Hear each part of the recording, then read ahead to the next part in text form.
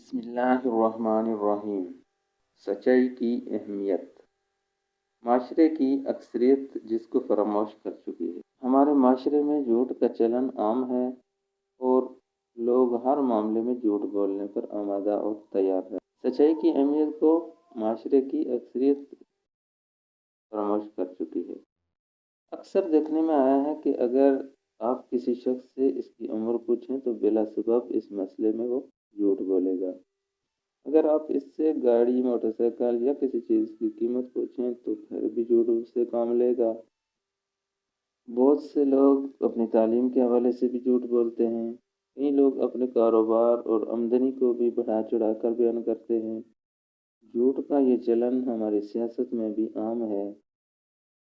بہت سے سیاسی امیدوار انتخابی مہم کے دوران عوام کے ووٹ حاصل کرنے کے لیے ان سے جھوٹے وعدے کرتے ہیں اور ان کے ذہن میں پہلے ہی سے یہ خیال موجود ہوتا ہے کہ انہوں نے کسی بھی طور پر اپنے وعدوں کو پورا کرنا نہیں۔ چنانچہ الیکشن جب جیت جانے والے امیدواروں کی اکثریت اگلے انتخابات تک کے لیے لوگوں کی آنکھوں سے اوجھل ہو جاتی ہے۔ لوگ ان وعدوں کے احاطے کے لیے اپنے امیدواروں کا تعاقب کرتے رہتے ہیں، لیکن مایوسی کے سوا کچھ ہاتھ میں نہیں آتا۔ ہمارے معاشرے میں بہت سے لوگ سادہ لڑکیوں کو شادی کا جھانسا دے کر ان کی مال اور عزت تک سے کھیل جاتے ہیں اور بعد ازاں اپنی کسی بھی بات کو پورا کرنے کے لیے آمادہ اور تیار نہیں ہوتے۔ اس جھوٹ کی وجہ سے بہت سے لوگوں کی زندگی تاریک ہو جاتی ہے اور بہت سے کاروباری لوگ لین دین کے معاملے میں ایک دوسرے کے ساتھ جھوٹے وعدے کرتے ہیں اور ان وعدوں کا مقصد کسی کی رقم واپس پلٹانے کی بجائے فقط وقت گزارنا ہوتا ہے، جس کی وجہ سے پیسے کا تقاضا کرنے والا ہر تاریخ پر ایک نئی امید کے ساتھ پیسے کے اصول کے لیے پہنچتا ہے اور وعدہ پورا نہ ہونے پر جھنجھلاہٹ اور مایوسی کا شکار ہو جاتا ہے۔ ہمارے معاشرے میں لوگوں کی اکثریت اس حقیقت کو پہچاننے سے قاصر ہے کہ سچائی میں بہت زیادہ برکت اور جھوٹ میں سراسر نقصان ہی نقصان ہے۔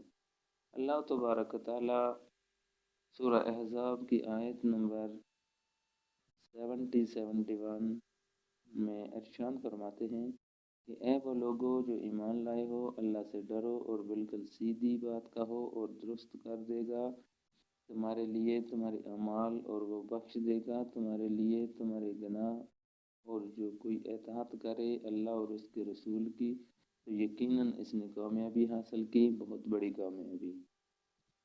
ان آیات مبارکہ سے یہ بات معلوم ہوتی ہے کہ سیدھی بات کہنے کے نتیجے میں اللہ تبارک و تعالیٰ انسان کے گناہوں کو بھی معاف فرما دیتا ہے اور اس کے معاملات بھی سنوار دیتے ہیں۔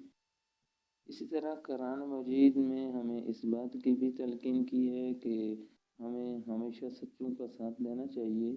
ہم بالعموم اپنے گرد و پیش میں دیکھتے ہیں کہ لوگ برادری، پارٹی، علاقہ، جغرافیہ، رنگ و نسل کی بنیاد پر ایک دوسرے کا ساتھ دیتے ہیں۔ اس حوالے سے سچ اور جھوٹ تمیز کو چھوڑ دیتے ہیں۔